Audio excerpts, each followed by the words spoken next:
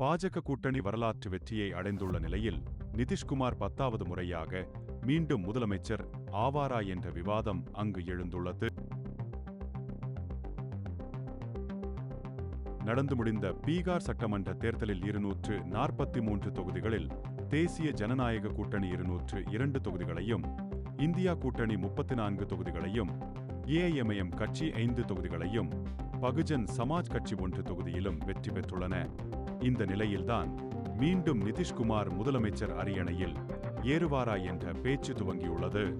இதற்கு காரணம் நிதிஷ் தலைமையில்தான் கூட்டணி என பாஜக தெரிவித்தது. ஆனால் அவர்தான் முதலமைச்சர் என்று அறிவிக்கவில்லை. பாஜக தனி பெரும்பான்மை பெற்றுள்ள நிலையில் மகாராஷ்டிரா போலவே பீகாரில் முதல்வர் பதவி பாஜக செல்ல வாய்ப்பு உள்ளதாகவும், மேலும் தற்போது துணை முதல்வராக உள்ள சாம்ராஜ் சவுத்ரி முதல்வராக வாய்ப்பு உள்ளதாகவும் கூறப்படுகிறது.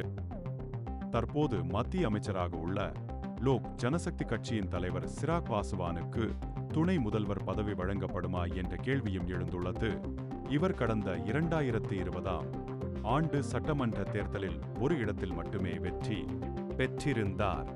ஆனால் தற்போது இவரது லோக் ஜனசக்தி கட்சி 28 இடங்களில் போட்டியிட்டு 19 இடங்களில் வெற்றி பெற்றுள்ளது.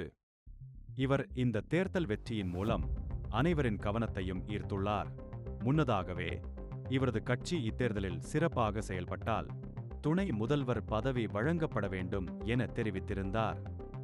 ஆகவே அவருக்கு துணை முதல்வர் பதவி வழங்கப்படுமா என்ற விவாதமும் ஆரம்பித்துள்ளது.